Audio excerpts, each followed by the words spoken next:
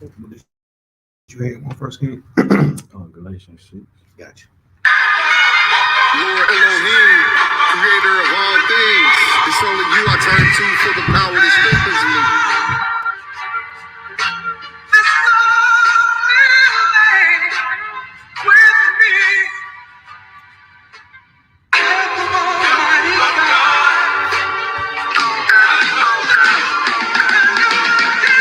Soul searching, pain hurts when it surfaces. Wicked from birth, I am asking if I'm worth it, Lord. And if I'm worthy, I'm asking for your services. Lord, we need your help. Please purchase us from the curses. Soul searching, pain hurts when it surfaces. Wicked from birth, I am asking if I'm worth it, Lord. And if I'm worthy, I'm asking for your services. Lord, we need your help. Please purchase us from the curses. Code. Change my name to code. They said I'd never reign. Can't understand the power I serve. You would never feel my strength. Ashamed how they whispering, gossiping. Kick the front door of the game, man. It ain't no locking it. Me and Lil C, the prophet, it ain't no stopping us. Not a rap game in the condition is it. Y'all hostages. Round them up, murder them all. Now I'm hostage. A mastermind. Mess with mine. Put me on what's after 9. Don't wanna bring peace to the street. I'm trying to turn on the news. My people, they steady dying. I'm medicine for all y'all sicknesses. Therapy if y'all listening. Constantly sending prayers up for the missing kids. Probably take you a year to read the victim list is sickening. We know y'all working for the agency. I cross my T's and I dot my I's from A to Z. Look down deep in myself. It's my soul I seek. Soul searching. Pain hurts when it's surfaces. Wicked from birth, I am asking if I'm worth it, Lord. And if I'm worthy, I'm asking for your services. Lord, we need your help. Please purchase us from the curses. Soul searching. Pain hurts when it surfaces. Wicked from birth, I am asking if I'm worth it, Lord. And if I'm worthy, I'm asking for your services. Lord, we need your help. Please purchase us from the curses. Spiritually struggling within, headed on the path of self-destruction. Can speak to me on peace, cause it ain't open for discussion. Early morning busting, got the neighborhood busting. Within themselves they discussing about the murders, some lust and consequences and repercussions. Replaces. Can't go to sleep at nights when I do go reaper up here. Can't shed a tear when my body turn cold. Them hearing voices, I'm seeing demonic spirits and angelical forces. They warring, and in the midst I can see my own soul. I'm being shown the very day that I lost control. The doors closed, I'm looking to exit another way. But the voice clearly spoke. There's no need to break, cause only the truth is uttered in these courts. You can take this case alone or you can ask for life support. I know your Lord, but this today, your soul is required. And you gonna receive eternal life or eternal fire. That's when my mind flashed, my heart stopped. I ended up on the dark block. I see myself in vanity, trying to live that hard. Now, the smoke and weed, the jealousy, the lust, greed, and envy, just send me. God forbid the places this can send me.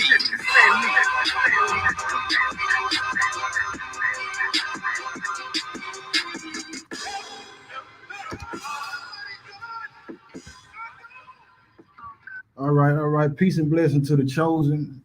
All praises to the Most High, the Creator of the heavens, the earth, the seas, and everything that's in them. The Father of lights, the Lord of spirits, the Lord of recompenses, the same one who's going to tear the bottom out of the earth, create the new heavens and a new earth. This who we glorify in the power of the God of Abraham, Isaac, and Jacob. Today, family, before I even say that, this song that was just played was by my brother, Cold Rain in Hebrew. He got the album called The Transition. You can check that out on all the platforms, Bandcamp, and everything else. But Cold Rain in Hebrew, check them out. Shalom to you too. But for today's message, though, brothers and sisters, what was on my spirit to talk about was drunkenness. Not just drunkenness in the sense of we taking in a substance that causes us to be impaired or whatever, but nonetheless the understanding that in these different households, you have people who they suffered from, whether it was that the pops or the mama was a drunkard, and they come and abuse these people, whether it was physically or verbally, which affects them mentally and spiritually. So we're talking about drunkenness, what ends up being an issue of you have fatal car wrecks, vehicular homicide, but it happened because the person was drunk. And then aside from it, a time that it is a time to drink, you know what I mean, to take part in something that would have you feeling, you know, in your zone. The Most High gave us something that we can enjoy life. All right, so we want to cover it in this today's message, and you got something else too, though, huh? You go ahead, King. Okay. Yes, sir. Go ahead. All right, so we're gonna open up with Galatians chapter 6. So get your Bible, get your pencil, your pad, your highlighter. I need my own. Like 16, King. Galatians 6 and 1. 6 and 1, yes, sir. Yep. This is the book of Galatians in the New Testament, chapter 6, verse 1. Brethren, if a man be overtaken in a fault, ye which are spiritual, restore such a one in the spirit of meekness, considering thyself, lest thou also be tempted. All right, it says, if a man be overtaken in a fault, ye which are spiritual. All right, so the message ain't for everybody. I know we got people tuning in from the Facebook. People will be tuning in later on from the Facebook and other areas, you know what I mean, and over the YouTube. So the message ain't for everybody. You know, we're not here to appease nobody, make nobody feel good. We're not here to even go to war with people. But both of those causes come into play when we're dealing with the word of the Most High. All right, but it says those who are spiritual. So we're supposed to understand that everything is spiritual.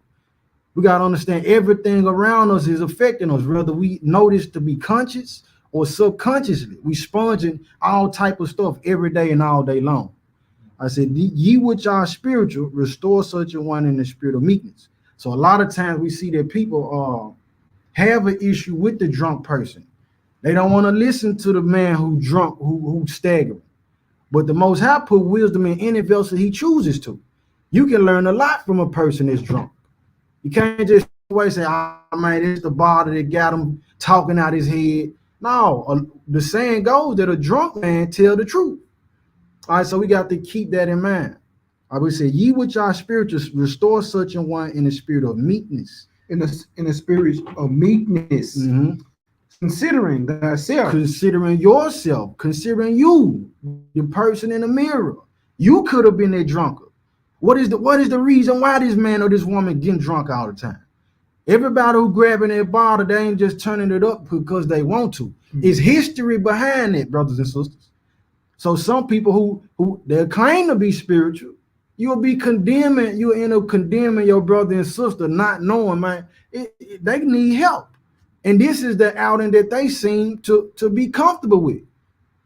We have to do better on it. So it said, considering thyself, lest thou also be tempted. Lest thou also be tempted. Bear ye one another burdens. Okay, this is all I wanted. Let's go to 1 Corinthians 4. All right. Shalom, shalom, Israelite King. Rashida Brown, Shabbat Shalom. Peace and bless to y'all. We blessed up here. Sister V, Shabbat Shalom. Let's see, Endure Ascension, Anava Hadassah. Shabbat Shalom to y'all too. Let me know that the feed coming through good too. That is not being interrupted.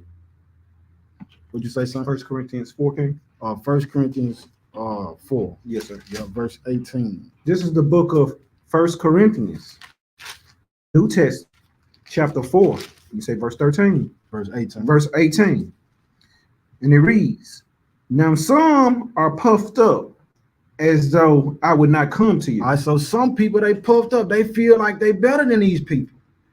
All right, now I'm not saying that every drunk person is a good person or a bad person, but I am saying these are still people. Yes, sir. These are still souls. You know what I mean? They need love too. They running, they drinking because they ain't had love in the house. Like I said, some of the brothers and sisters who that's what they was exposed to as children. You know what I mean? So they don't have the mindset and the feeling to even be so affectionate or whatever it is. A lot of them stoic because they were trained to be so, because the dad or the mama came home beating on them. They was drunk. Or you got, you know what I mean, in a lot of cases, where we're going to get it out the script, you got vets, man, like my cousin, you know, in Iraq and seen his whole platoon get killed in front of him. Imagine what happens to this man's mind seeing it. We talking about heads decapitated, limbs took off, guts spilled out. You know what I'm saying? So what's you got to understand, everybody who getting that bottle ain't doing it just because they want to. But I'm not, neither at the same time we justifying it. And we're going to get that through the book as well. But I said, now some are puffed up. Go ahead. Though I would not come to you. As though they ain't got to be checked by the Most High. Go ahead. Verse 19. But I will come to you shortly, if the Lord's will, and will know not the speech of them which are puffed up, but the power. Not the speech of them, but the power. And this is what I talked about not too long ago. When the world see Israelites, those of us who professing to be Israel, we saying we know we the chosen. We practice in the culture. When the world and people who don't know this here, they supposed to be happy. Yeah. We supposed to be putting in the type of work that's changing now. Okay, if this brother's a drunkard, this sister's a drunkard, we should have something set up so that when they choose to get off the bottle like that, we can help them. All right, but a lot of talk is being put out saying that people just talking. There's a lot of input and not enough output. A whole lot of talking about what to do and how to do it, but not enough hands being put to the plow to actually be a effective force to change people's lives when they willing to change. All right, so it said, not in with the speech, the ones who put the, I ain't worried about what they saying. I'm worried about the power. Is the power with these folks? Go ahead. Verse 20. For the kingdom of the Most High is not in word. It's not in word. Go ahead. But in power. But in power. It's not in word. So we can talk about it all day. But we got to be exhibiting the power of the time. We supposed to be the salt of the earth. You know what I'm saying? We supposed to be his presence on the planet. And this power is supposed to be with us. Let me know if we still coming through clear, because it's like it's loading on our end. Melissa, if I pronounce it, well, I'm just gonna say Melissa says, Khan had a friend lose his family. Had a friend lose his family hitting the bottle coming back from war solo from his unit. Look at that. Shemaya Yasharala, Shabbat Shalom on YouTube. Indeed. Trayola, Shalom. Nelson, Shabbat Shalom. Brittany, Shabbat Shalom. Trying to get everybody. And everybody else who will tune in, who have not commented. Beyond days, all praise to the Most High. Everything good. So we coming through good, King. I guess it's just how I had two things, King. Come on with it. I got first thing what you said. I want to elaborate on that. You said that, we be mindful to be kind to people, and it's called really, putting yourself in someone else. You're being sympathetic about someone else, So we got to be mindful of that everybody didn't grow up like you did. We all come from different type of circumstances, like this person might grew up in a household seeing, very poverty, you know what I'm saying? Or something happened to his mom, something happened to his father, so we got to be mindful of those things. Everybody don't come with a clean silver spoon. Give me Hebrews 13 verse 2, King. The book of Hebrews 13 and 2. Because it matches perfectly what you said. Indeed.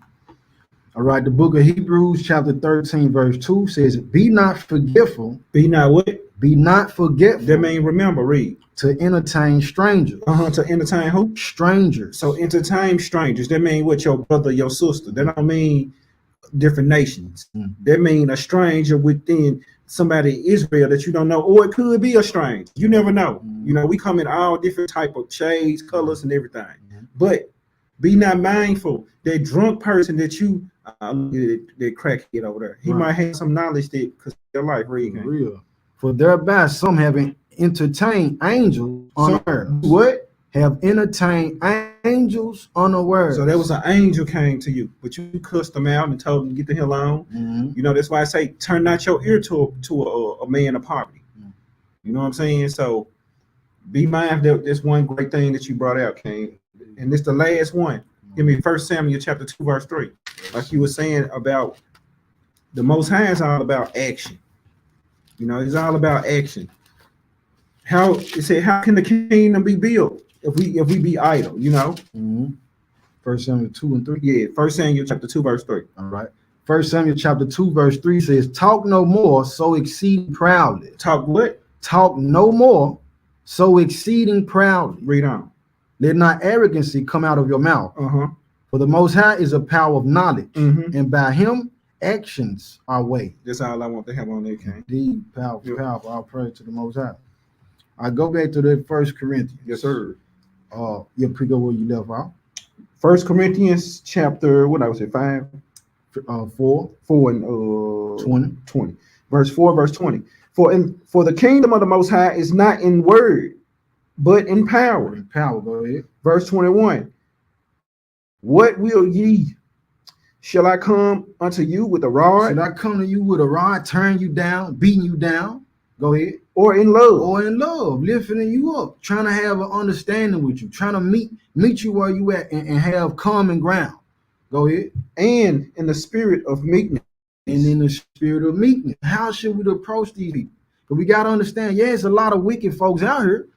And we know the target audience is the chosen people of the Most High. All right, so when we come to the chosen people of the Most High, we got to remember, these are not our sheep.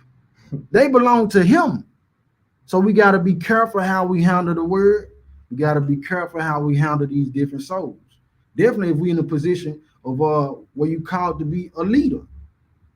Amariah, Shalom, Royale, Shalom, Queen Teens, Proverbs 31, Shabbat Shalom to you. Lenoya, Shabbat Shalom to you in the house.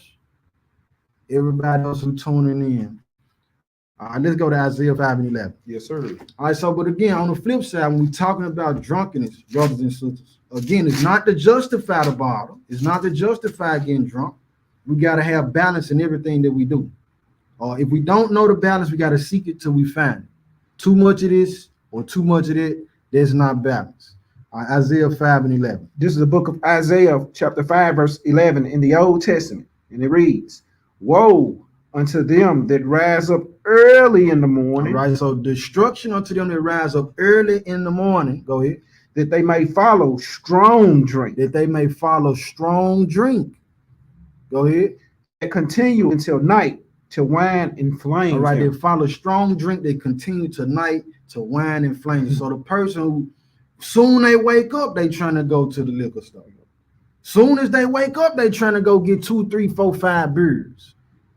The Most High said it'll be destruction to their person. All right, because all the bread that's getting spent is going on to this. It's going on to being intoxicated, to running from the problem, whatever it is that you trying to escape. When you sober up, brother or sister, if you're dealing with that, the problem is still there. So we got to face these issues. We got to face these problems. We got to understand, like what we started in Galatians 6. It's a spiritual thing. All right, it started in the spirit and then it spill over into the physical. All right, let me see what if I want something else. Go to Isaiah 29. Yes, sir. You want 29? Which one, King? 29 and 9. All right. This is the book of Isaiah, chapter 29, verse 9. And it reads, stay yourselves and wonder, cry ye out and cry. They are drunken, but not with wine. Right, they are drunken, but not with wine. Now we're talking about the drunkenness that comes spiritually. Some people drunk off hatred. Some people drunk with malice. Some people drunk with them lies. They done told so many lies, they believe the lies that they telling themselves. Drunkenness. It can be more than just their bottle, brothers and sisters. Going back to us considering ourselves, yeah, you might not be a drunkard, and you might be looking down on a drunkard. You might, in a lot of families, there is somebody who will alcoholic. In many families, there is somebody who is on hard drugs. We got to remember this. The Most High, he made all spirits. You know what I mean? So you got some who drunk, like I said, off the hatred. They drunk off the grudging. They drunk off the fornication. They drunk off the adultery. They drunk off the violence. They want to go to war all the time. They drunk off being a thief. That's what they do. They drunk with confusion. Don't know which way to go. That's right.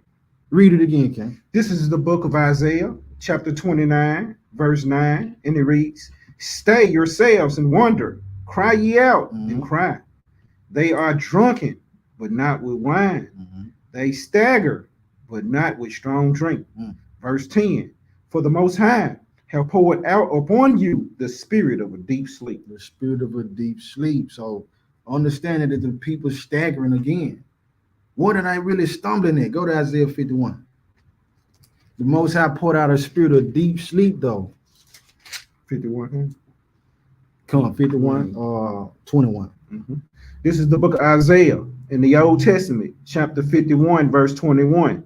And it reads, Therefore, hear now this thou afflicted and drunken, but not with wine. But not with wine. Verse 22. Thus say the Most High, the Lord and thy God, that plead the cause of his people. Behold, I have taken out of thine hand the cup of trembling, even the dregs of the cup of my fury. Thou shalt no more drink it again. Verse 23. But I will put into the hand of them that afflict thee, which have said to thy soul, Bow down, that we may go over. And thou hast laid thy body as the ground and as the street to them that went over. Laid you flat. So the Most High said, again, we just extracting from this point that the Most High said his son is drunk, afflicted, but it's not with wine. We got to understand that it's so many things that's counted against us and going against us day in and day out. The people, like I said, drunk with confusion. We talked about witchcraft last week. These things are affecting the people. What is when we talking about being drunk? What is the state of the mind of being drunk? Intoxicated, you not sober. You're not thinking 100% the way that you would in a sober mind. So that means your mind state and your mentality gets altered. This is what we're talking about. Spiritually drunk. Let's go to Matthew 12. If you ain't got nothing. I got you. No, go ahead. So let's go to Matthew 12? Mhm. Yes, sir. Which one? 12 and what, King? 12 and 22. All righty. This is the book of Matthew in the New Testament, chapter 12, verse 22. Then was brought unto him one possessed with a devil. One possessed with a devil. Go ahead. Blind and dumb. And he healed him in so much that the blind and dumb both spoke and saw. Both spoke and saw. So going here again, we cannot forget that this thing is spiritual. So we see that the Messiah then healed the person and caused demons to leave this man. All right, so that's another reason when we talking about drunk, some of these people by this drunken spirit, by the adversary to keep them from operating in their full gift. Like what the king said, that crackhead might tell you something that can save your life.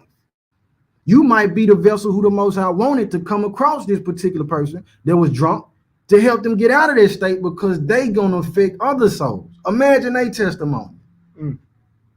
All right, but it goes back to the fact that so many people who handle the word of the Most High don't really care about the sheep of the Most High. They were that instead of trying to help the person and understand that, man, if this brother or sister got out there, I can't reach the drunk man because I don't know about those nights there too when they was drunk, the brawls in the club that they had, the fights that they got into, the arguments that they got into. I can talk about it, but they can break it down in detail what touches the next person who know exactly what they feel. All right, so that's what they talking about, the rehabilitation centers. They go around the people who they feel like understand them.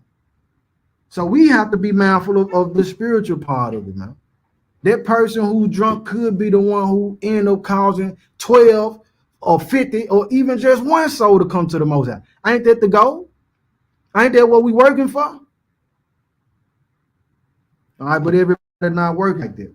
Let's go with verse 23, son. This is the book of Matthew, chapter 12, verse 22. 23. And all the people were amazed and said, Is this the son of David? Verse 24. But when the Pharisees heard it, they said, This fellow do not cast out devils, but by Beelzebub, the prince of the devils. And verse 25. And Yahushua knew their thoughts and said unto them, Every kingdom divided against itself is brought to desolation, Every kingdom that's divided against itself is brought to desolation. Go ahead. and every city or house divided against itself should not stand. And every house that's divided against itself not gonna stand. All right, so in the house, what's the problems in the house right now? And I'm talking about, when I say the house, I'm talking about with the nation, with the congregation, with the body, with the families. What's the problem that's dividing? In certain cases, it's this drunkenness. We got to be mindful of it. Let's see if I want more on this. I don't know for. Let's go to Job. Go Job. Go to Job. Job chapter 2. So with that drunkenness and the house being divided, let's see what happened. Again, knowing that the drunkenness is physical and is spiritual. Some of the people who in the houses that are divided, the division of the relationships come in between the husband and the wife. It come in between the daddy and the children. It come between the brother and the brother, the brother and the sister and the mom, the sister and the daddy, the aunties, the cousins, all of that. We want Job. What came? Job 2 verse 3. That's what we're gonna start it. Gotcha. This is the book of Job in the Old Testament, chapter 2, verse 3. And the Lord said unto Satan, hast thou considered my servant Job, that there is none like him in the earth, a perfect and upright man, one that feared the Most High and eschewed evil, and still he hold fast his integrity. Although thou movest me against him to destroy him without a cause. And Satan answered the Most High and said, skin for skin. Yeah, all that a man have will he give for his life. All right, so the adversary trying to make this petition to the Most High about Job, saying, man, look, man, if you hit his skin, you know what I mean? If you affect him physically, look, he'll curse you, man. He carnal like that. Go ahead. Verse 5. But put forth thy hand now and touch his bone and his flesh, and he will curse thee to thy face. But if you allow me to do that, or if you do that to him, he gonna curse you to your face. Keep going. Verse 6. And the Most High said unto Satan, behold, he is in thy hand, but save his life. Verse 7. So when Satan from the presence of the Most High and smote Job with sore bites, boils from the sole of his foot unto his crown. And he took him a post herds to scrape himself withal. And he sat down among the ashes. Then said his wife unto him, dost thou still retain thy integrity? Curse the Most High and die. All right, so this is what Job's wife said. Job's wife, now this is a division in the household. We coming back and we use the launch pad of Matthew 12 to get her. Said Job's wife, this man, he eschewed evil. He got a reputation with the Most High. But the house divided in the case that when this started happening, his wife look at him and say, man, you still holding on to your integrity? Man, curse God and die, man. She telling him, wave the white flag. Give up. Drunk. People be drunk with fear too. Oh, praise. They can't handle what happens when we dealing with turmoil. When we dealing with a challenge. Yeah, we can be brothers and sisters. We can be family and be unified as long as everything good. But how do I know if you my family when something bad happens? It said a friend loveth at all times, good and bad. Brother is born for adversity. When trouble comes, your neighbor's supposed to be there with you. All right, but it said his wife now, this is a person who he made a covenant with. His wife said, man, curse God and die. Curse the Most High and die, Job. Go ahead with verse 10. Verse 10. But he said unto her, thou speakest as one of the foolish women speak. What? Shall we receive good at the hand of the Most High? And shall we not receive evil? And all this did not Job sin with his lips. So Job brought out the balance again. He said, should we just receive good from the Most High? Man, that ain't balance. If all you ever see is good, he said you gotta get the good and the bad. That's a fuller spectrum of being able to see what's going on and have experience. All right, let's keep going. Let's go to Sirach 25. Yes, sir. Indeed, indeed. Matter of fact, Sirach 28 before you get 25. All right. Sirach His will is real. Shabbat Shalom. Yanika, Shabbat Shalom. Peace and blessings to y'all. Blessed Sabbath. All praise to the Most High for another one. Sirach 28 and 17. Yes, sir. This is the book of Sirach, chapter 28, verse 17. And it reads, the stroke of the whip make marks in the flesh, but the strokes of the tongue break the bones. But the stroke of the tongue break bones, brothers and sisters. Going back to what I'm talking about. You don't know what that little boy going through at home. You don't know what that little girl going through at home. And this even for the children who may be tuning in. You know, those who attend public schools or whatever, cousins or whatnot. You don't know what's going on behind them 4 walls. So they coming to school with the clothes not up to par, or looking like, you know, somebody might not love them, because the parents they had this addiction. They are alcoholics. They spending the money on the alcohol. You got to be mindful of that. But that could have been you. That could have been your household if it's not. So the person come in the house, the mama come in drunk, talking to the daughter. You ain't nothing. You ain't gonna never be nothing. You ain't gonna ever be good. That's the stroke of the tongue that's breaking the bones. It's telling you that, yeah, you get that whooping with the belt, that's gonna affect the flesh, the exterior. But the words go into the people's spirit. Mm-hmm. And then it grows in that person. They grow in their brother. They grow in their sister. They grow in their child, man. And that's all they know. But remember where we started. But ye who are spiritual, you got to be mindful of that. We have to be mindful of that. You got something? Proverbs 15 and 1. Come on with it. Just like what you're saying, like a lot of people could prevent things from happening by being able to control your tongue. You say he that controls his tongue is better than one that can take over a city. So even when a fool, you approach a fool, you know, you got to know how to deal with them accordingly. People will say things to, you know, to get you rattled, to get you upset. And the normal thing for us as human beings to do is to react in a selfish manner, right? Or to react about me. Yeah, you said something to me, I got to do something back for you. I got to do something back to you. And we devour one another. But sometimes we can settle some just so simply by doing that. Give me Proverbs 15 and 1. All right, the book of Proverbs, chapter 15, verse 1. Now imagine if we applied this one commandment in the so-called black community. Imagine how much violence that we will prevent by using this one scripture right here. Read. A soft answer. A soft answer. A gentle answer. A soft answer. Read. Turneth away wrath. Read on. But grievous words stir up anger. Man, grievous words stir up anger. A person can say something to you as man, come to you with I'm talking about some crazy words. You know what I'm saying? It's up to you on how to respond in a way. Let's just say they came and they cursed you for whatever reason. They just having a bad day, and you came around and you said, "Man, it's brother or sister.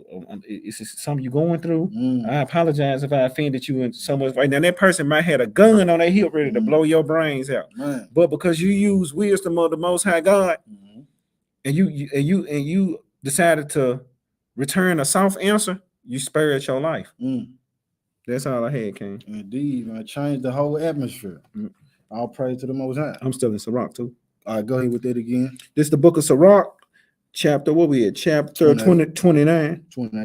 28. And we say verse 17. The stroke of the whip make marks in the flesh, but the stroke of the tongue break the bones. But the stroke of the tongue break bones, brothers and sisters. Let us be mindful of that. I jump back to Sirach 26. It's another one down here. I'm gonna read that one too. Okay, 18. Come on, it say, many have fallen by the edge of the sword, but not so many as have fallen by the tongue. So that tongue will get you in trouble. That mouth will get you in trouble. What we speaking. So this is why today, you know, the goal and the target is, if we saying we servants of the Most High and we supposed to be serving the people, we trying to speak life into the people. We trying to build the people up. And a lot of people in certain situations because they don't understand it. They don't have understanding about what's going on.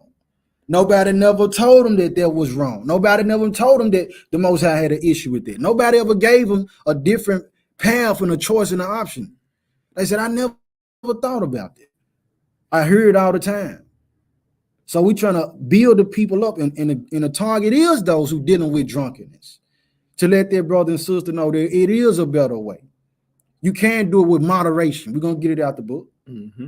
We don't have to exceed it and get to the point that we don't even know. We don't remember what happened last night. Now, there's just too much. Come on now. There's too much. All right. You got more on it? No, sir. All right. Let's go to 26. This is the book of Sirach, chapter 28, 29. 26, verse 28. 26. 26. Man. This is the book of Sirach, chapter 26, verse 8. There be two things that grieve my heart, and the third make me angry. A man of war that suffer poverty. A man of war that suffer poverty. So a lot of times, brothers and sisters, when you see the people out on the corner, they saying they homeless. A lot of those are war vets, man. These people who after they didn't come back from Vietnam or the Iran war, whatever. Mm-hmm. They out here, they come home, they done went to fight for the country, to stand in steed for the country, and come back and they can't even get a job. Or they don't feel normal because of what they saw over there. So now they on the corner. But it said they grieve the soul of this person. What we reading from the book. It's a grievous thing. And that's how you know you serve a righteous God. You know what I'm saying? Right. It's honor in land. What it say? What better gift than a man lay down his life for his friends? What more love? What more love? I mean, you know. Indeed. And so what the book tells us said, a man of war who suffered poverty. You done went out the war, you come back, and now you got to stand on the corner with a sign because these people don't want to hire you. Or because they saying that you've been diagnosed with some type of psychological problem. Why? Because you just seen everybody, you done seen a bunch of civilians, innocent, get blown to smithereens. That ain't something that we supposed to be seeing. All right? But it says, there be two things that grieve my heart, and the third making me angry. A man of war that suffered poverty. Go ahead. And men of understanding that are not set by. Mm-hmm. You got that? Going? You keep going. Okay. And one that returned from righteousness to sin. Mm-hmm. And the Most High prepares such a one for the sword. Right, the Most High prepares such a one for the sword. I just want to speak on something, King. As far as when they say, and men of understanding that are not set back. Some of us have this knowledge. Come on. You know what's right from wrong. You didn't touch that fire. You know it's hot. But yet again, we could take it in, we could put it in today's perspective, man. We see what's going on in the world. We see all the stuff happen with Ukraine. We see these things going on, but yet in our mind, we still feel like, man, we got a long time. You know, we got plenty of time to get. We don't have plenty of time, and you know, and it's really what the Most High saying. He is not, you know, happy about this. You know, right. The men of understanding that are not set by, man. You got to be disciplined. You know, myself, I have to work on being better. You know, better at that aspect as well. You know, but a lot of men out here with the understanding, man, they're just not set by and not disciplined, and that's a prime example of the reason why our neighborhoods look in such a condition that they do, and how out of order we are as a nation and as a people. So I just want to I'll bring that out, King. Indeed, man. Let's go to Sirach 5. Yes, sir. What you want, King? Verse 1. This is the book of Sirach in the Apocrypha, chapter 25, verse 1. In three things I was beautified and stood up beautiful, both before the Most High and men. The unity of brethren, the love of neighbors, a man and a wife that agreed together. A man and a wife that agree together. So we launch pad on this one from what we seen in the household with Job, which we came from Matthew 12 with that. A house divided can't stand. All right, and if we not being considerate of one another, in a bigger house, us as a nation of people, we see the world against us. It's been proven. You tell me, you go research and show me any other race or nation of people that the country itself put within the Constitution and within the law something against specific people. I'm talking black code. It's specifically tailored for Negroes. You show me where that happened with any other group. All right, but it tells us here. It said he was beautified in three things. It says the unity of brethren, the love of thy neighbor, love of neighbors, a man and a wife that agree together. a man and a wife that agree together. Let's go to Ephesians 5. You want to go? You want to? Okay. Ephesians, if you want to add to no, I'm cool, King. Okay, let's go to Ephesians 5. Yes, sir. Indeed. One accord. That's right, Trayola. He's really real. Said we have to be aware that pink tonight of the tongue. This is true. Ephesians 5 and 15. 5 and 15. I got you. Give me a second. Indeed. I'm gonna get there as well. Come on, Here we go. I'm gonna get 5 and 12. 5 and 15. 5 and 15. Mm-hmm. This is the book of Ephesians in the New Testament, chapter 5, verse 15. And it reads, see then that ye walk circumspectly, not as fools, but as wise. Verse 16, redeeming the time because the days are evil. Redeeming the time because the days are evil. Okay, this message, like I said, every message ain't for everybody. This is for the brothers and sisters who they like, man, do anybody care about the people who dealing with the alcoholic issue? This is what it's for. It might not be for you this Sabbath, brother or sister. You know what I mean? So you can share it, dislike it or like it. But the work gonna get done either way. So it said redeeming the time because the days are evil. We gotta understand the days is terrible. Mm-hmm. The days is evil. You got people, they ready to rob now, and they ain't robbing for a slice of bread. Mm. They robbing the pussy because of the prices. All right, go ahead, King. Verse 18. We're in the book of Ephesians, chapter 5, verse 18. And it reads 17. Verse 17. Wherefore, be ye not unwise, but understanding what the will of the Most High is. Mm-hmm. Verse 18. And be not drunk with wine. Be not drunk with wine. Go ahead. Wherein in excess. Wherein is excess. If you getting drunk off wine, you didn't drunk the whole. You didn't drunk too much, man. Because wine you getting about 10% alcohol, 9%. At the highest, I didn't see nothing with like 15% alcohol. So if you drunk off wine, man, you doing too much, brother. You doing too much, sir. Drink that moderately. Keep going. What it say? But be filled with the Spirit. But be filled with the Spirit. Now we're gonna get it to where it's a time for that yarn. It's a time for the wine. So but if you didn't, it says excess of it. If you drunk off wine, you didn't drunk too much. Excess means to over. Mm-hmm. You didn't over exceeded the limit of what you should have into. Let me see. I want some more on it. Now this is on it. Go to 1 Peter. Gotcha. So this is another reason why. 1 Peter 5 and 8. This is another reason why we want to drink the wine in moderation. You know what I'm saying? Or drink what we have in moderation. I got you. This is the book of 1 Peter in the New Testament, chapter 5, verse 8. Be sober. Be what? Be sober. Be sober. Be vigilant. Be vigilant. Proactive. Because your adversary, the devil, as a roaring lion, walk about seeking whom he may devour. Going to and fro seeking who can he consume. If you're not sober, we're looking at the cases. If anybody have experienced it before, if you didn't got drunk, you done left the party, you done left the feast day or whatever, and they hit them lights behind you. That's a different feeling right there. You gonna sober up, man? You gonna sober up quickly, or try to look like you're sober. But what's that telling us? When they didn't pull you over, you don't even know you swerving lane to lane. You don't know you talking out your head. You don't know what's going. You don't have a full understanding about the reality around you because it's been altered through the drunkenness. But King, that's like in the scripture that we read about men will understand and holding themselves diligent like that, you know, because we know that this system is put in place, is rules and regulated in place to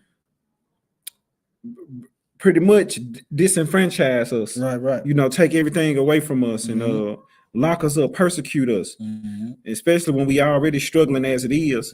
It's good to be able to dodge, you know, dodge the devil, basically, you know, and that's by what? Just using wisdom as far as how we go, especially day-to-day life as an Israelite. But with that being said, it's our people, man. Like what it say, the scripture, Hosea 4:6 say our people are destroyed for a lack of knowledge.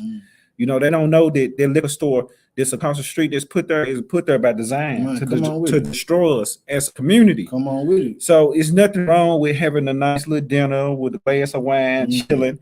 But our people, we overindulging it to the point where we become unproductive. So there you go. Yeah. Bring it out, King. Indeed. Overindulging it, like you said about design. So they set the liquor store up, but then they put the pawn shop with the guns right there.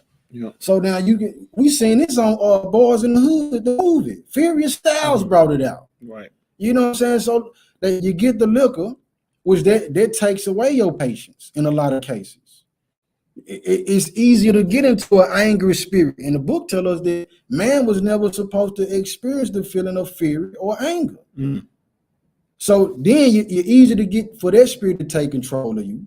And then you end up, that's when you go get the scraps, you go get the guns. You're not able to maintain and rule your spirit. Ryan Parsons, Shabbat Shalom, peace and blessings, way to Denver, Colorado, brother. All right, we have more on there, huh? Yes, sir. Verse 9. This is the book of 1 Peter, chapter 5, verse 9. Whom resist steadfast in the faith. Resist steadfast in the faith. Go ahead. Knowing that the same afflictions are accomplished in your brethren that are in the world. In the world, we got to resist the enemy. You know what I mean? We got to resist. We got to know our limits. We got to be able to have brothers around us and sisters around us say, hold up, sir. Hold up, bro. There's a little too much, man. Let me get them car keys. Man, come on, man. Let me get them keys, bro. Look at the statistics of the deaths. You know, and they got to put signs on the highway saying, don't drink and drive. Imagine how would you feel if you went out and you exceeded their limit, you know you did, and you end up killing somebody family member. You end up running into these folks, and then you survive, but the whole car of them, they dead. And you know for a fact it's because you was drunk. Yeah.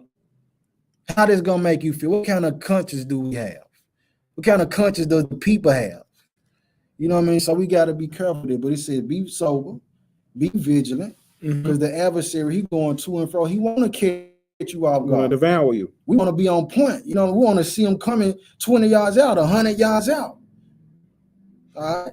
You got something else? No, sir. All right, let's go to Ecclesiastes 10. So now we'll get to a part of it about, you know, it's a time to drink. It's not completely condemned. King Remy, all praise to the Most High. See, really let me put it on the screen. All praise to the Most High, man. The prayers go up, you know, about what to talk about. You know, it's a lot of people when they get on the camera or dealing with others, they doing it with their own volition. They not asking the Most High. What do the people need? Which goes back to, you know, what I'm saying. A lot of people don't really care about the sheep. They care about themselves and how they look and how they feel and what they think it should be. It's not about us, but it's about us. You feel me? All right. All praise to the Most High. What I tell you to get something? You said Ecclesiastes 10. You didn't say what verse. Verse 19. This is the book of Ecclesiastes, chapter 10, verse 19. And it read, a feast is made for laughter. A feast is made for laughter. Man, let's get together. Let's have fun. Let's celebrate. Yeah. You know, let's do it, man. I want to feel good. Let me dance and groove a little bit too. Go ahead. And wine maketh merry. Wine maketh merry. This is in the word. It said, it's not saying that you can't drink the wine. It said wine make you feel good. Pour me up a little bit, King. Well, yo, let me pour you some. Wine maketh merry. Let's go.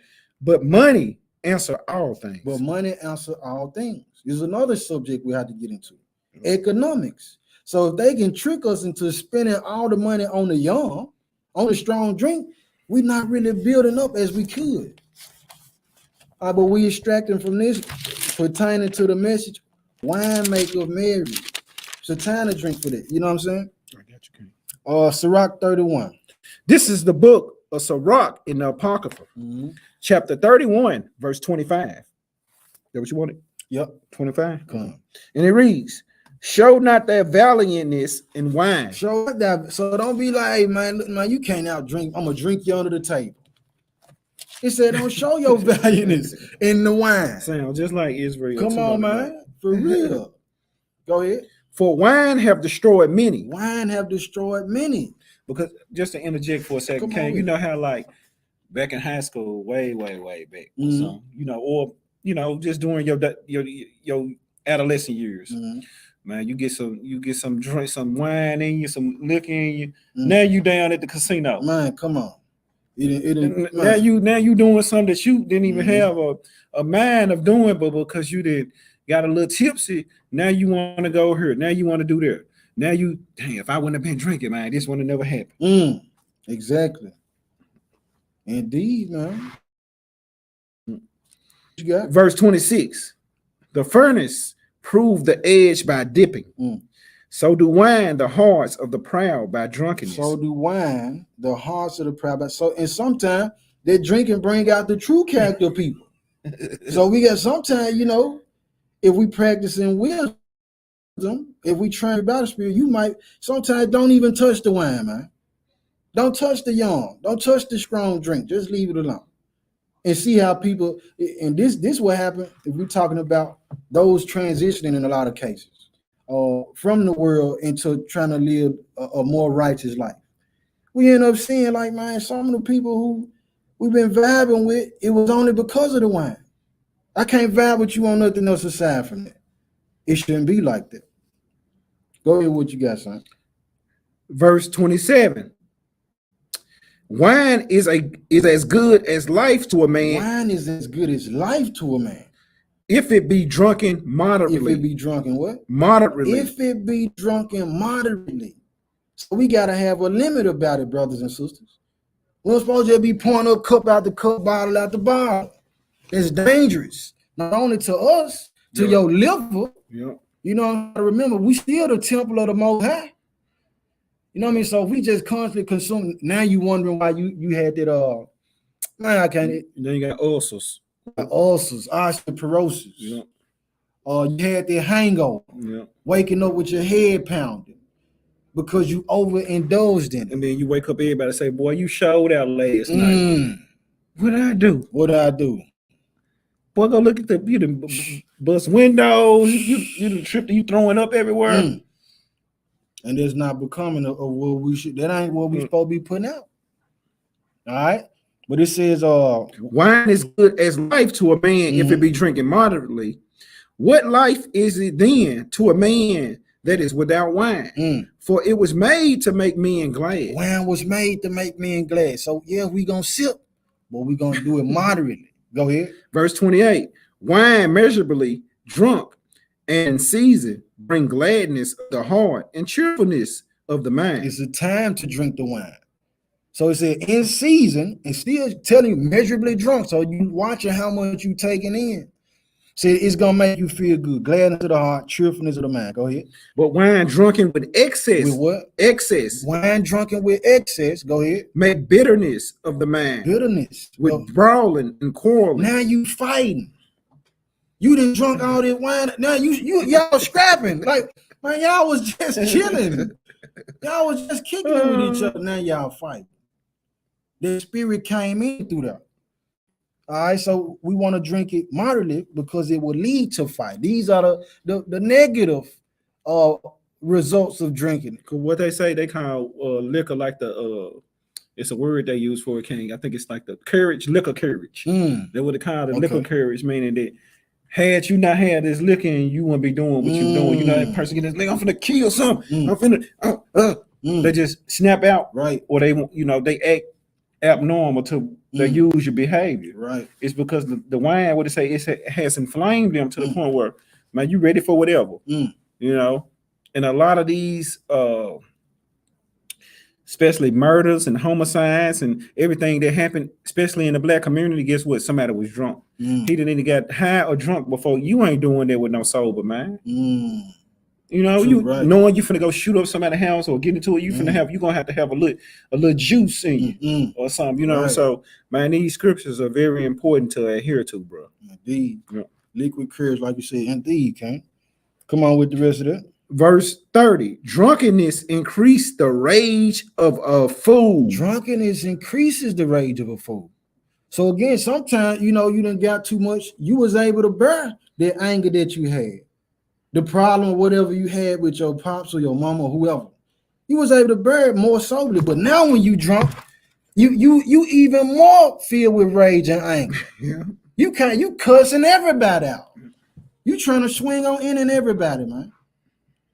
Looking like a wild beast. Go ahead. Till he offend.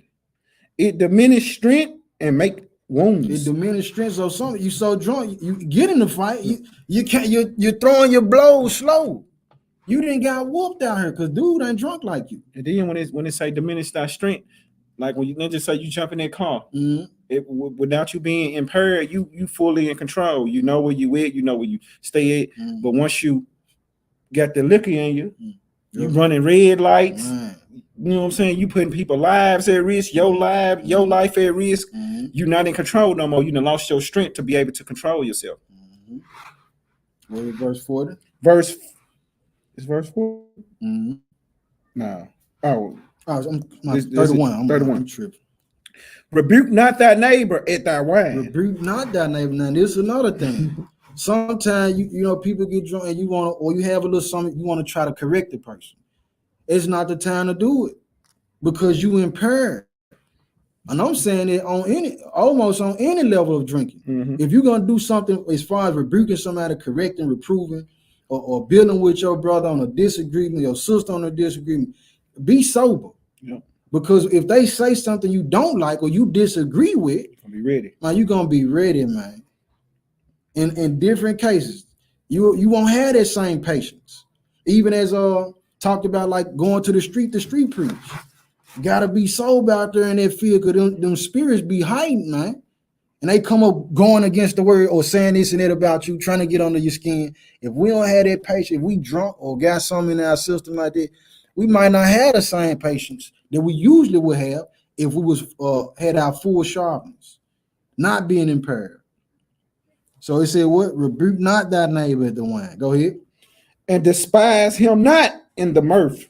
Give him no despiteful words, and press not upon him with urging him to drink. All right, and neither do we want, hey man, come on, drink some more. Oh man, you can't handle it. Drink some more. No, let them do what they do. If they want one cup, let that be it. Don't try to cause them to drink some more. Let's go with Proverbs 31. Proverbs 31. This is the book of Proverbs, chapter 31 in the Old Testament. And it reads, the words, someone at the door came. And it reads, the words of King Lemuel. Go with verse 16 though. Verse 16. This is the book of Proverbs, chapter 31, verse 16. She considered a field and buy it with the fruit of her hands. She planted a vineyard. Shalaki, I'm tripping. Verse 4. Shalaki. Okay. Proverbs 31, verse 4. This is the book of Proverbs, chapter 31, verse 4. It is not for kings, O Lemuel. It is not for kings to drink wine, nor for princes strong drink. All right, they're gonna go into what is she telling and admonishing her son about? It's not for kings, a person in his high stature position. So it's not for kings to drink wine, nor princes strong drink. Go ahead. Lest they drink and forget the law. Lest they drink and forget the law. Go ahead. And pervert the judgment of any of the afflicted. And pervert the judgment, pollute the judgment of those who hurt, who they should be, standing in the gap for. Who the Most High and put them in a position to be guiding and leading to him. Said it's not for kings and princes to be drinking that. All right, so we're gonna get more. We're gonna get a precept to line up with more of what they're talking about too. Verse 6 though. Verse 6, give strong drink unto him that is ready to perish. Give strong, like you see on the movies. the Vietnam War. Dude, like, man, hey, let me turn that bottle up. Let me turn that canteen up. Or he probably lost a limb. He like, hey, give me something to drink to numb their pain before he go out, before they die. All right. And even what King brought out, before they go on a mission to go kill somebody, they getting drunk. Because they understand I'm finna go take a life where I might be killed in the action of it. You know what I'm saying? So give strong drink unto him that is ready to perish. Go ahead. And wine unto those that be of heavy hearts. Why? Because wine make them merry. They hearts heavy, they sad. Give them a little something to drink, man. Make them feel a little better. That's why the Father gave it to us. All right. Go to verse 7. Verse 7. Let him drink and forget his poverty and remember his misery no more. Indeed, that's what it's about. Now let's go to Leviticus 10. Let's get something out the law. So it says, give the drink, it's not for kings to drink wine and princes strong drink. Leviticus 10. All right. You're going to give it start with verse 8. This is the book of Leviticus, chapter 10, verse 8. And it reads, And the Most High spoke unto Aaron, saying, Do not drink wine, nor strong drink, thou nor thy sons with thee, when ye go into the tabernacles of the congregation. All right, so the Most High admonished us. He said, look, man, when y'all come in the presence and y'all finna do what I commanded y'all to do, you know what I'm saying? Don't do it in the congregation. Don't drink wine or strong drink, you know, when y'all come into the tabernacle. Lest you what? Lest you die. He said, I'll kill you for that. I will kill you for that. Why? Because we put in a position to be the light. We put in a position where he's supposed to be guiding. Got to be making judgment decisions for the people. All right. What is after that? It should be a statute for, hold on. Yeah. It should be a statute forever throughout your generations. Mm-hmm. And that ye may put difference between holy and unholy. That you don't pervert judgment. You got to be able to discern the difference between the holy and unholy. We can't do that properly, brothers and sisters, if we impaired. Go ahead. And between unclean and unclean, mm-hmm. and that ye may teach the children of Israel all the statutes which the Most High have spoken unto them by the hand of Moses. All right. Let's go to First Esdras. First Esdras. First Esdras. Yep. Let's see. First Esdras. First Esdras 3. Okay, 3 and what came. Start with 16. This is the book of First Esdras in the Apocrypha, chapter 3, verse 15 or 16. 16. Verse 16. And he called young men, and they should declare their own sentences. Mm-hmm. So they were called and came in. All right, so let me get a little backstory about what's going on. So King Darius, you had 3 men. They said, well, let everybody write a letter to the king about what's the strongest influence in the world. And whoever he choose, their writings, they're gonna be called his husband, Salakia, called his cousin, and draped in purple, you know, and basically be recognized as the king right-hand man or somebody who close. They're gonna be glorified. So you had 3 men to write. One wrote about the drunkenness, the other guy wrote about something else, and then you had another person, Esdras, he wrote about wisdom, truth, and women. Let's get what this brother said. Go ahead with what you got, Ken. Verse 17. And he said unto them, declare unto us your mind concerning the writings. Mm-hmm. Then began the first who had spoken of the strength of wine. Mm-hmm. And he said thus, O ye men, how exceeding strong is wine! It causes all men to err that drink it. Mm-hmm. It make the mind of the king and of the fatherless child to be all one, of the bondman and of the freeman, of the poor man and of the rich.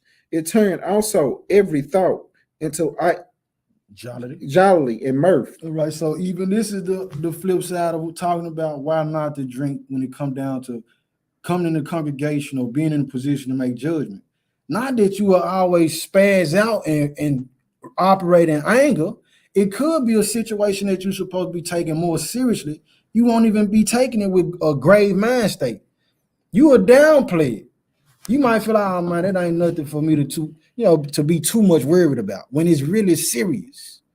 So it's saying the people in verse 20 turn also every thought to jollity and mirth. All right, it's a time to be playful and patient and all that. Sometimes they can be confused through what we drinking. Go ahead.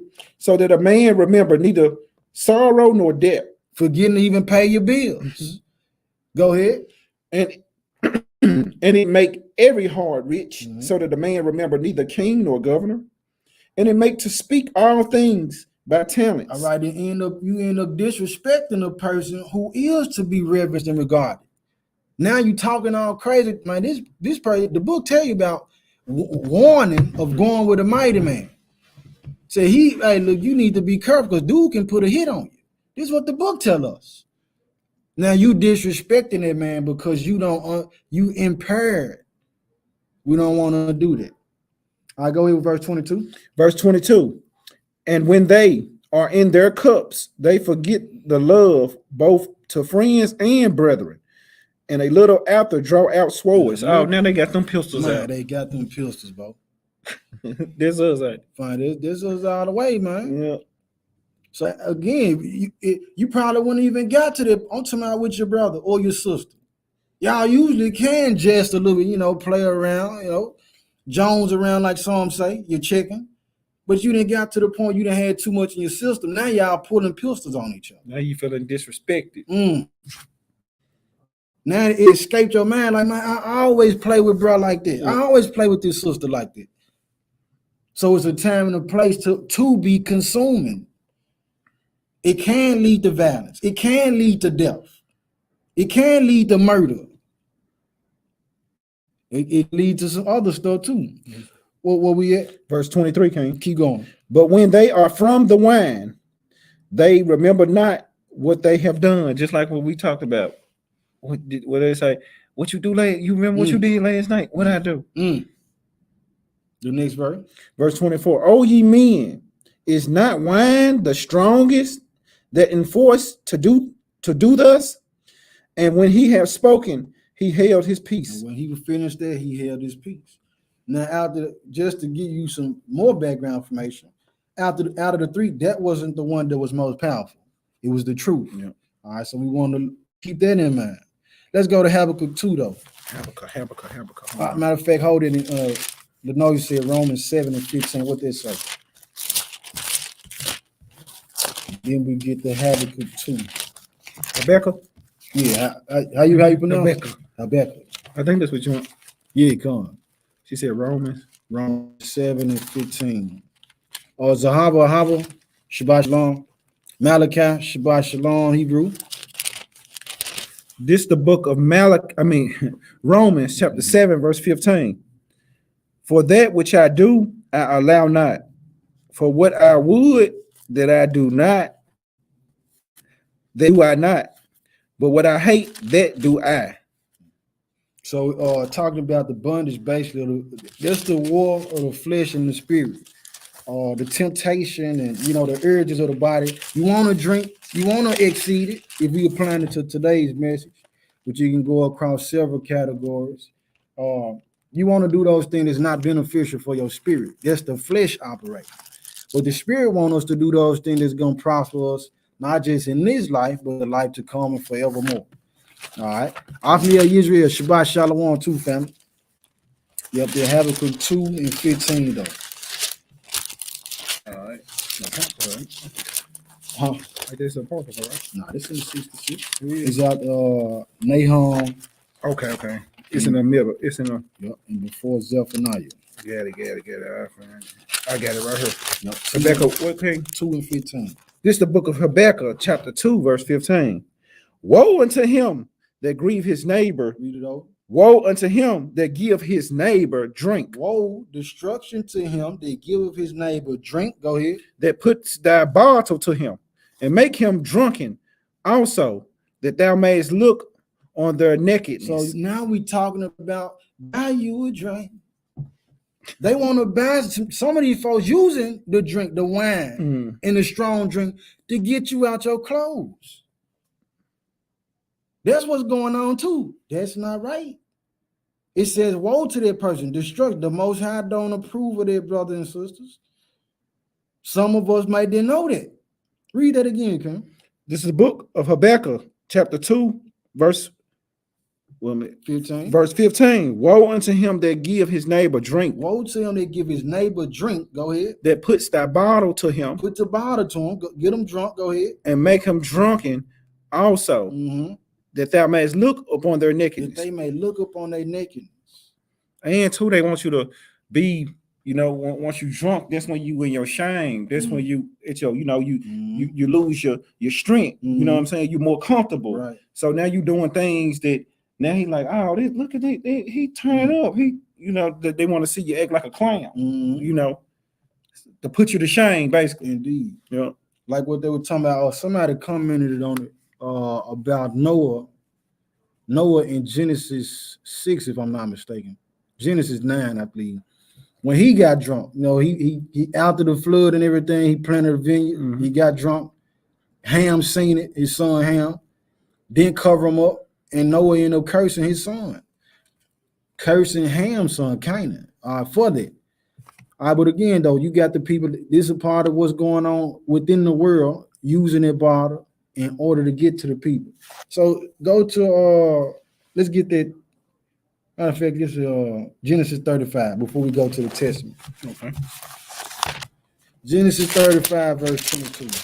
This is the book of Genesis, chapter 35, verse 22. And it reads, and it came to pass when Israel dwelt in the land that Reuben went and lay with Bilhah, his father's concubine. All right, so it came to pass that it was a point in time when Reuben, the son of Jacob, our forefather, the son of Israel, our forefather, he went and laid with Israel's handmaid Bilhah. Now, what really happened in it? Now let's go to the Testament of Reuben. All right. The Testament of Reuben to get the detail. What went on with it? All right. Testament of Reuben, what chapter came? 1. Verse what? Start with verse 33. This is the Testament of Reuben, chapter 1, verse 33. And now, my children, love the truth, and it will preserve you. Hear ye the words of Reuben, your father. All right, love the truth. Sometimes the truth hurts. Sometimes the truth is like, we don't feel good about it, but we need to love the truth. Go ahead. Pay no heed to the face of a woman, nor associate with another man's wife. You'll associate with another man's wife. Go ahead. Nor meddle with the affairs of womankind. For had I not seen Bilhah bathing in a covered place, I had not fallen into the great iniquity. For my mind, taken in the thought of the woman nakedness, suffered me not to sleep until I had wrought the abominable thing. So Reuben, had he not seen this woman naked, he said in a covered place, so that was private. So he pulled on one of the moves David pulled on the sleep. He's seeing this woman in an area he's not even supposed to be exposed to that. He's supposed to went the other way when he seen that she was naked. But in this case, he said his mind, he couldn't even sleep until he had wrought the desires of his heart, going back to that Romans 7 and 15. What his flesh wanted to do, what the urge was of his body, that he couldn't unless he did it. Keep going, Ken. Verse 38. I'm gonna start at verse 38 again. Okay. For my man taking in the thought of woman nakedness suffered me not to sleep until I had wrought the abominable thing. Verse 39. For while Jacob our father had gone to Isaac his father, when we were in Eder, near to Ephrath in Bethlehem, Bilhah became drunk. Became what? Became drunk. Became what? Drunk. Became drunk. Bilhah was drunk. Look at what's going on. So he see that she drunk.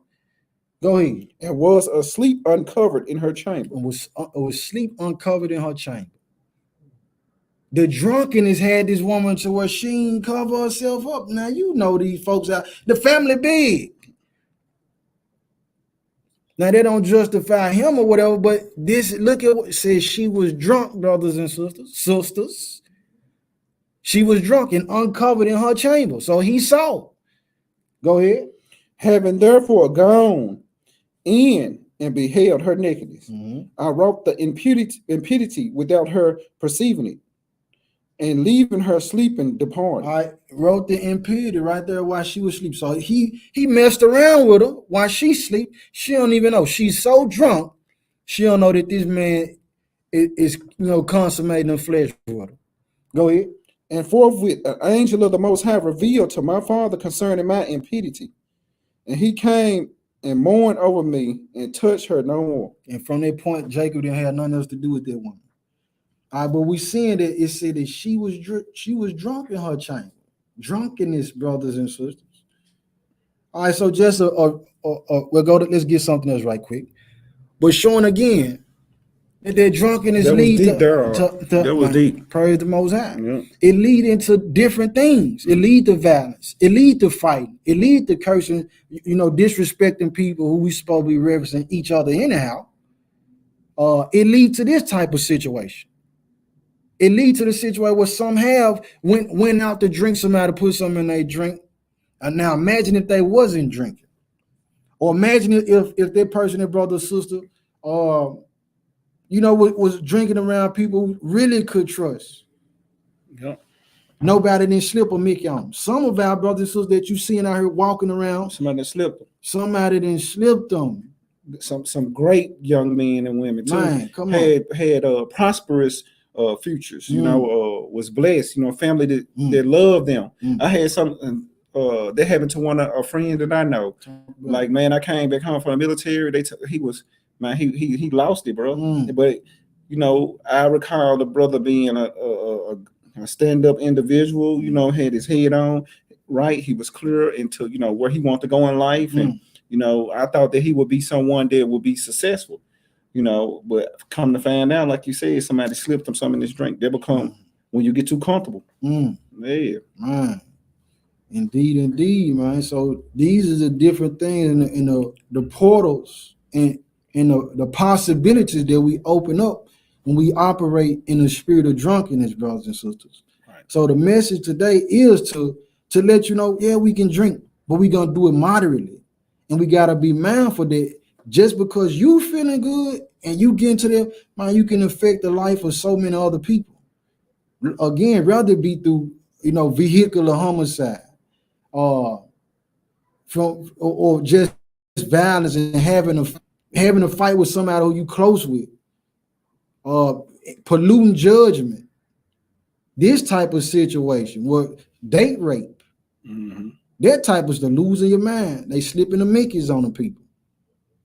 All these things we got to be aware of. All right, and the last thing that we got to be mindful of about it. Let's go to Galatians 5. yes, sir. Galatians 5:19. It's the last verse. Unless Art got something else, then we'll open it up for any questions or comments or concerns that y'all got. Galatians 5. Galatians 5. Who one came? Start with 19.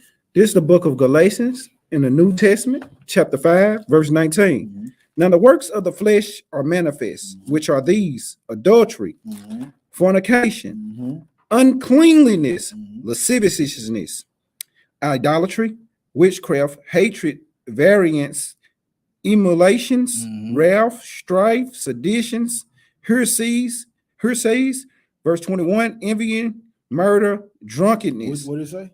Drunkenness, reveling, and such like, of the which I tell you before, as I've told you in the time past, that they which do such things should not inherit the kingdom of the Most High. All right, so that's the last thing we want to put on the table. If we operate in that drunkenness like that, brothers and sisters, that can keep us from getting into the kingdom of the Most High. Is that serious? And then when you had too much to drink, know your limit. So this brother might be able to drink 2 glasses of wine. I might be able to drink 5 glasses of wine.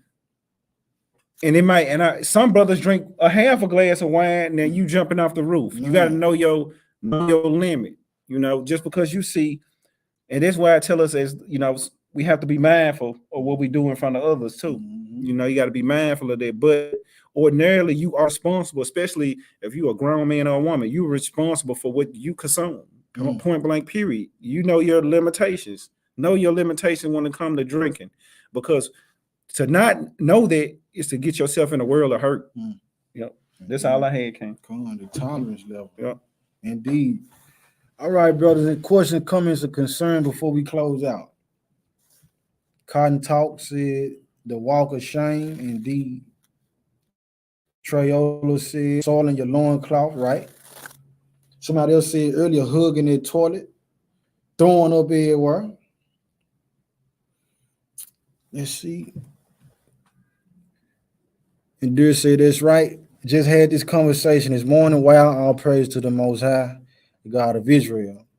Indeed, indeed. Yashara, the house of learning, Shabbat Shalom. Sonny, Malaka, Yashariel. Indeed, we all got something that we guilty of. And the thing about it, we addressing the situations, not in a way to condemn, like what we read from 1 Corinthians 4, but to enlighten one another, to educate one another. There's a lot of things that get talked about. There's a lot of things that goes without being mentioned or even brought to the light. This is one of those things, though. Serving Yahuwah on Shabbat Shalom, family. Peace and blessings to you and the family way in Las Vegas, man. Thank the Most High. Any questions, comments, or concern? I know I realized I kind of closed out a little too fast last time. So I'm gonna give y'all some time because I know y'all getting it at a delay on y'all's end. His will is real. 1 Peter 2:17. Honor our men, love the brotherhood, fear the Most High, honor the King. Salute to you, brothers. Salute to you as well, brother. Shalom, King. The water for that. Malachi, powerful lesson. All praise to the Most High. Wonderful lesson. Peace and blessing, brother. Wonderful. Peace and blessing to y'all. Again, too, if you missed it, that song that was played at the beginning about Cold Rain the Hebrew. Go check them out. The transition. Should be on, I think, Bandcamp, all other platforms as well. Let's see. All thanks to the Most High. Endure ascension, very edifying founder, told our Rabbah. Thank the Most High. All praise to the Most High. Indeed. I don't see no questions, comments, or concerns. So if you think of something through the week, and if the Most High do give us the wisdom to answer those questions, we will respond. But children of the prophets 144@gmail.com. All right, Rashida Brown said, can we close out in prayer? Newborn, Shabbat Shalom, Brother Munch in the house. Peace and blessings to y'all. We can close out with prayer. All right, if there's no other question, comment, or concern besides that, we're going to pray out.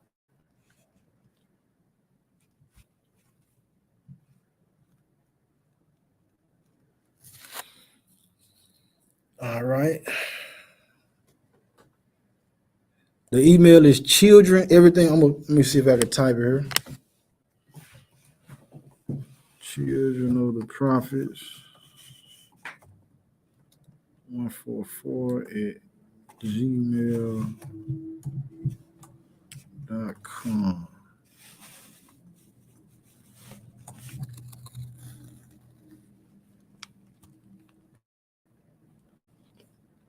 The water, another. Likewise. Melissa, what's the question?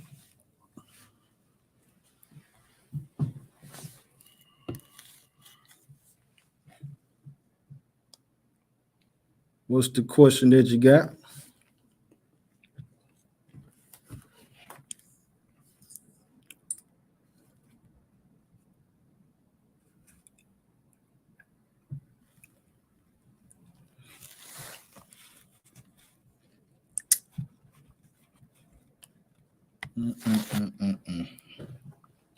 For in a way who was listening to the spirit, so I sent her to AA. She is doing well there. All praise. All praise to the Most High. Okay, sent to AA. She want to listen. How do you all feel about outside resources like that? The brother just put something in lieu of that. within it, 1 Peter 2:7 says, honor all men, love the brotherhood for the most high, fear the most high, honor the kings. All right, so within it, we understand that the most high set talents up and gave people different gifts. In certain cases, it's not the chef that can draw the person in who drunk. The talent that they was given is to be able to make this food and be able to, bless the temple. And that means they can have other talents, but I'm saying people in AA, the Most High been and gave them something totally different where they can reach these people. So if that resource helps that person to get better and draw to the Most High, it ain't no contention with it. You know what I mean? So be it. But I do feel and believe that, us as Israelites, knowing that who we are, we need to have some systems like that put in place. Yeah. We should have, the AA system amongst Israel for those who dealing with these type of issues. Rather it be drunkenness or rather it be drugs or rather it be from, violence or orphanage, upbringing, whatever the case may be. But that was a good question. That was a powerful question, though. Thank you.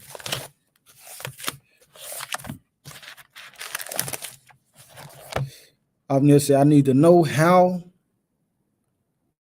to deal with the loved one in the truth who is suffering from alcoholism. You want to answer that, King? He said, I need to know how to deal with a loved one in the truth who is suffering from alcoholism. Mm-hmm. Let me see.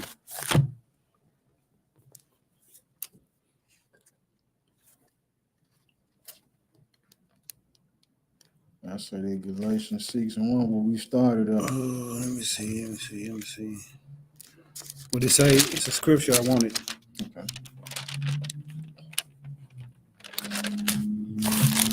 It was one scripture I was looking to about a friend. What did it read like? What did it say? What it was? It was a friend loved at all times, and really, just in a nutshell, I want to answer with these scriptures. But if you have a family member, a loved one that is dealing with alcohol, the first thing we looking at the alcohol. Okay, we got to look at what got to the point of this person wants to, that caused them to become overtaken by alcohol. Like, what are the underlying issues that's causing this person to behave this way? Is this person, have they lost their job? Have they recently lost a loved one? Is it something spiritual going on? So I would say to, be there, just be a good support. Sometimes a person might just need somebody at the time, and then you will be able to hit them with the scriptures, because let's granted, these words, they encouraging, and they say the scripture is perfect converting the souls. It is. But before that person probably just need you to love on them first. They just might need you to be that listening ear. So I say continue to support that person. Continue to do that. Just continue to support the person and go over scriptures with them. Teach them that they're Israel. Take them through Deuteronomy 28. Take them through the curses and show them that what they're going through is applicable to what the curses say in the Bible, and encourage them in that way. That's what I would say. Indeed. And within it, being careful to don't get too, frustrated. Understanding it, as we apply that, they still got to make a decision too. They got to make the decision as well. But I got the Proverbs 17:17 for you though. Go ahead, King. It says, a friend loveth at all times. A friend love it what? At all times. At all times. That means when your lights off, when your lights on, when you're getting evicted, when you're moving into your house. That friend is not going to change. They're going to be there with you for the good or bad. When you have a person that's dealing with substance abuse, alcohol abuse, continue to support that person through the ups and downs, because guess what? Let's just say same person going things. Let's just say, hypothetically speaking, 3 weeks later, they hit the lotto for 500 million. But let's just say you was mean to them. You cast them away. You know, now they're gonna be like, you remember when I was down, you kicked me. And I'm not saying not to do that to just to you know usury. Right. I'm saying just be a genuine friend to a person. Right. You know, talk to them. You know, it say the scriptures say that the saints they spoke off to one another. They spoke to one another. So check on your friends. Show them that love, because a person can tell when you fake. Right. When you faking it. Only time we talk is, you know, is it gospel? Is it, you know, you want something out of me? Or, you know, do you ever call and check on me to see how I'm doing? Be genuine with it. You know, help our people out. Right. And if you do have resources out in the community that you can point that person to, and you think that that would benefit that person in regards to overcoming their struggle, then do that. For real though. Indeed. So having compassion on that person. I have a family member who needs to drink to sleep due to sleep insomnia. I feel that's not normal, of course, but how could I help them when they ask me what should they do? Insomnia is real. I mean, but it's you got to remember too, we are treating ourselves with the medication used to, you know, but the Most High said, look, he gave us herbs for sickness, you know. So I mean, insomnia is real. I mean, try to get them different ways. Ask them like, look, have you ever tried exercising? Man. You know, because exercise, and when you exercise, it burns a lot of energy. Do that person drink coffee during the day or caffeine intake? You know, get to know. And I'm not saying give them medical advice, but give them other than drinking alcohol. You know, hey, you want to read scriptures with me? You know, get sleepy for sure. Yeah, you want to read some scriptures with me? Let's talk about these problems. Right. You know, let's do something other than alcohol. You know, let's try to go on this fast together. Let's fast. Let's pray. You know, encourage that person. Right. So that's what you should do. Indeed. I'm gonna finish that verse out too. Proverbs 17:17. A friend loveth at all times, and a brother is born for adversity. All right. And Brother Monty put in the chat, the Sirach 27. It says, a wise man will hold his tongue till he see opportunity, but a babbler and a fool will regard no time. So indeed, going back to what you were saying, answering the question, you know, being compassionate like Christ was, you know what I mean? Impatient with that person until, and then along with what you were saying too, with the person not being able to sleep, melatonin and working out, and definitely fasting. So let's go to Matthew 10 for that one. Matthew 10. Okay.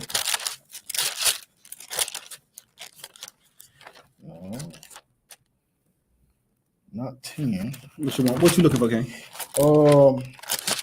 Some spirits go not out but by fasting and prayer.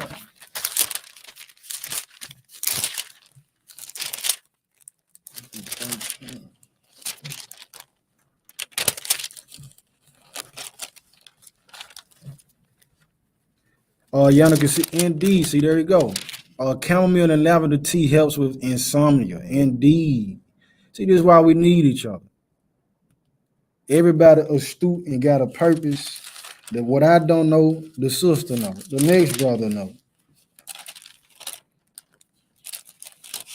I always confuse this one. Some spirits go off not out but by prayer and fasting. Let me see. Thank the Most High. Oh, let's see what something else I saw here. Fast and pray without ceasing for that person first and foremost. The weapons of our warfare are not carnal, it's spiritual. Be patient. Calm. Matthew 17. That's it. Verse 21. That is it. Matthew 17. All right, I need that part before that right quick though. Start with 15. 15? Yeah, Matthew 17 verse 15. Gotcha. This is the book of St. Matthew in the New Testament, chapter 17, verse 15. And it reads, Lord, have mercy on my son, for he is a lunatic and sore vexed. For oftentimes he fall into the fire and oft into the water. And I brought him to the disciples, and they could not cure him. Verse 17. Then Yahushua answered and said, "O faithless and perverse generation, how long shall I be with you? How long shall I suffer you? Bring him here to me." And Yahushua rebuked the devil, and he departed out of him, and the child was cured from that very hour. Then the disciples came to the Yahushua apart and said, "Why could not we cast him out?" Why couldn't we cast him out? And Yahushua said unto them, "Because of your unbelief. For verily I say unto you, if you have faith as a grain of a mustard seed, you should say unto this mountain, remove hence to yonder place, and it shall be removed, and nothing shall be impossible unto you. Howbeit, this kind go not out but by prayer and fasting." So some of these things that we dealing with, like what the brother hit at, is going to require us to not only pray about it and love on our brothers, but we need to be fasting about it too, to break that stronghold. All right. Let me see what else we got going on. Mark 9:29. Valerian root with lavender tea works great. Say of the wife, okay. Valerian root, let me put that on the screen. It's going to help with that insomnia. And then Zahava just said, if a brother or sister is suffering, fast and pray for them. Indeed. All right. Something else I saw.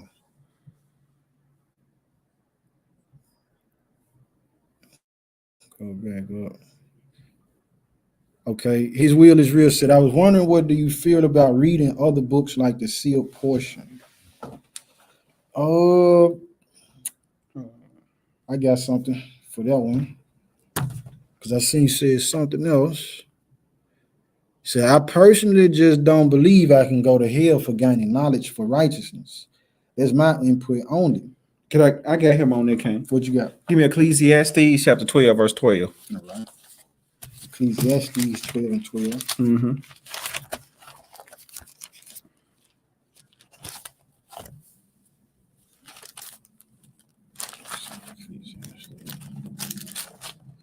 Ecclesiastes chapter 12, verse 12. And we're going to read from 12 to 13. Mm-hmm. This the answer to your question, brother. Read. All right, let me get this out. It says, and further, by these, my son, be admonished, of making many books, there is no end, and much study is a weariness of the flesh. Man, well, because we got so many different books, and it's nothing wrong with, increasing your knowledge, but the Most High only require us to do one thing. Read on, King. Verse 13, let us hear the conclusion of the whole matter. Of the what? Of the whole matter. The whole matter. So all the books you got, or all the books you're going to get, and then there's nothing wrong with it to be able to articulate and cross-reference with the Bible and teach the people. So that's an excellent thing. But read on. Fear God. Fear who? Fear the Most High. Read on. And keep his commandments. Read on. For this is the whole duty of man. Man, that's our whole duty. So, but it's nothing. The answer to your question is nothing wrong with books, but just know that it's gonna get you. It can toss you to and fro. It can be tiresome. And burn you out. But the main thing that we should do is worry about applying these commandments. Obedience, and that's it. So okay. V Apostles the V said, I lost my brother and dad within 100 days of each other. That bottle became my friend.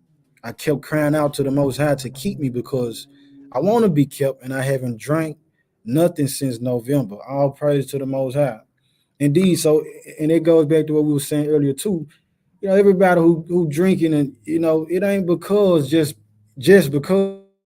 Even in Noah's case, when he got drunk, you imagine if you was on a ship and you hearing these people, hey, let me in, There's children out there too now. I'm gonna ask her, how did her family succumb to death? Sis V, I'll let you post it in.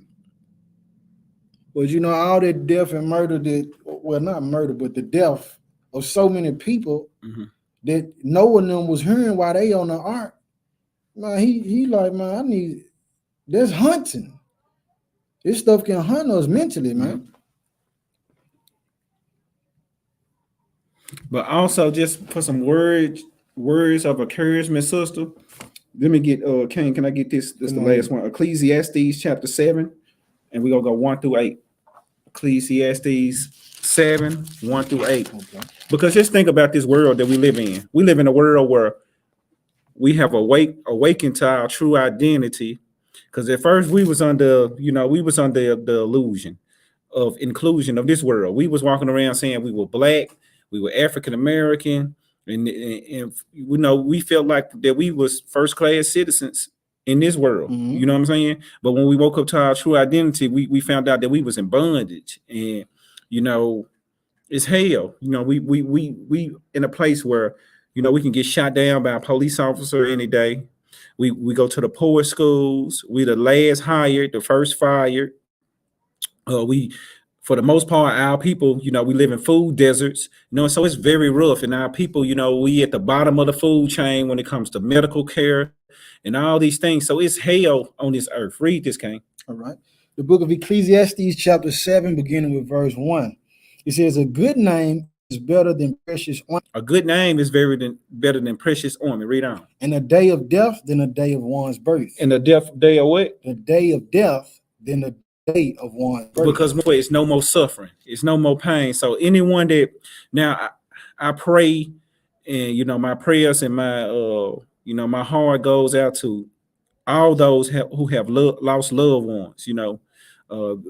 Whether it be by the way of violence or sickness or wherever it, my heart is with you with that. But when a person is gone, no more worries, no more stress. I pray that they, that the Most High, receive them. Mm-hmm. Being that some of our people didn't wake up. They didn't know. Mm-hmm. So man, I just pray that the Most High receive your family, Mm-hmm. and that man, that we see them in the kingdom eventually. Mm-hmm. Verse 2, it says, it is better to go to the house of mourning than to go to the house of feasting. Mm-hmm. For that is the end of all men, and the living will lay it to his heart. Sorrow is better than laughter, for by the sadness of the countenance the heart is made better. The heart of the wise is in the house of mourning, but the heart of fools is in the house of mirth. It is better to hear the rebuke of the wise than for a man to hear the song of fools.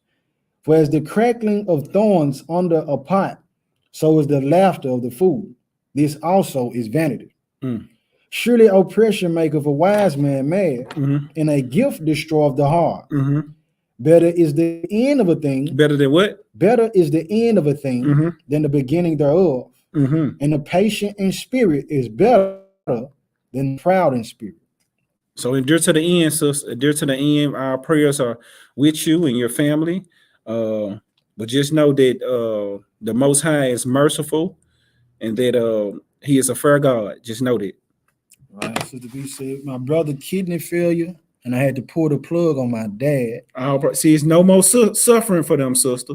Right. You know how to go. A kidney failure, and a person living up on a machine. You know how much suffering and pain and agony that is.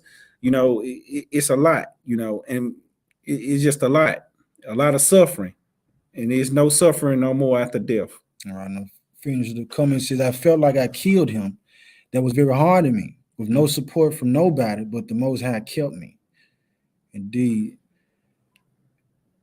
And you Yashradas, Yanika said prayers of strength and comfort to you and your family. Condolences for y'all loss. Indeed. All praise to the Most High for the definitely the only one we can depend on in the end of all things, brothers and sisters. All praise. All right, yep. So any other questions, comments, or concern before we pray out? Before we pray out.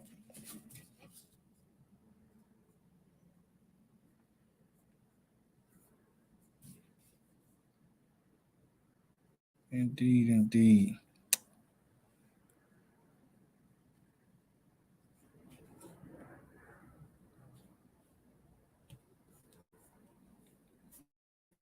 John 21:25. Read that real quick.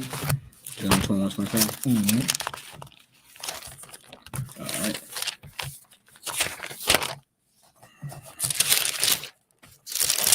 This is the book of St. John in the New Testament, chapter 21, verse 25. And it reads, and there are also many other things which Yahushua did, and which if they should be written, everyone, I suppose, that even the world itself could not contain the books that should be written. Indeed, indeed. So talking about the miracles that Christ did, He did so many. so man, we just really got a summary. All right. And Sonny Malaka, you said, can a husband seek a Gentile as a second wife? Hey. So let's go to Toby. I get it for you, King. What you want from it? Okay. Tobit. Can a husband seek a Gentile? We're gonna answer that real quick, King. Go to Tobit chapter 4, verse 12. Tobit chapter 4, verse 12. And we can go to the scriptures and we can go to printed scriptures, but we're gonna just use this one just to get to the point. All right, it says, beware of all whoredom. Beware of what? All whoredom. Read on. My son. My who? My son. Read. And chiefly take a wife of the seed of thy father. Of thy who? Of thy father. Read on. You see? And it says, and take not a strange woman. And take what? And take not a strange woman. Read on. To wife. To what? To wife. Read on. Which is not of thy father's tribe. Which is what? Which is not of thy father's tribe. Read on. For we are the children of the prophets. Noah, Abraham, Isaac, and Jacob. Remember, my son, that our fathers from the beginning, even that they all married wives of their own kindred. They did what? Married wives of their own kindred. Read on. And were blessed in their children, and their seed shall inherit the land. Indeed. That's your answer to your question. So take of your own nation. Yep. All right. We'll let that be the last question for today, family. I pray the word was edifying. I pray that we all learn something, because even though we teaching, I'm learning at the same time. Trayola said we are commanded to have the best. All right, says salute and shalom to everyone. Okay, I knocked the light out. Oh, we good. It's back on. Oh. Yeah, finna pray out. Getting to the root of why people use is the first step in their helping spiritually and mentally to overcoming the mental damage. They got you to the point of alcoholism, drug abuse, and addiction. 12 tribes to choose from. Indeed, Royale said, Shalom, salute and shalom, everyone. I praise to the Most High.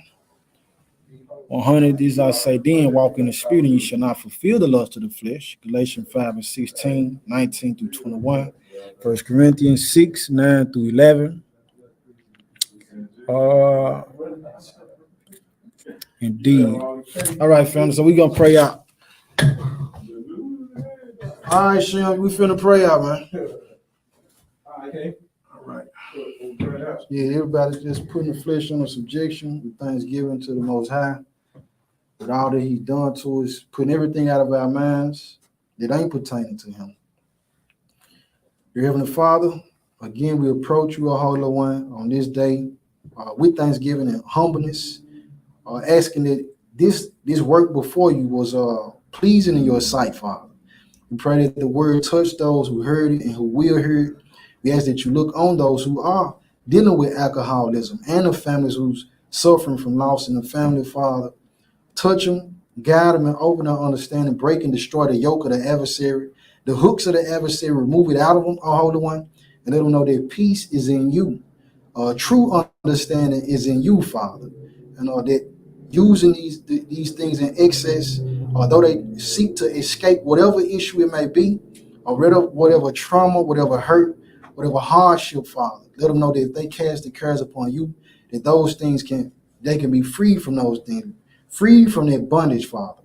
We pray for forgiveness of our sins, Father, the transgressions that we committed, not only us, but our forefathers and foremothers who sinned against you. And because of that, you walk contrary to them. And because we've done the same, Father, you walk contrary to us, Father. We pray that as we close out, Father, that the word digest in our spirits. Satan, let the word be sown into good ground. Or let them not catch it away out of those whose hearts they understand it was not in the Holy One. We pray that you increase the unity, the strength, the obedience, the ears to listen, the eyes to see, and the focus on you, Father. Draw us unto righteousness. And over those saints playing not only against us as individuals, but our households. We pray that our names are written in the Lamb's Book of Life, and at the end of our days, we be welcomed in and approved and acceptable to be citizens of the New Jerusalem. In the name of your Son, Yeshua, I pray. The water Abba. Amen. I'm All right, shalom, family. Listen to the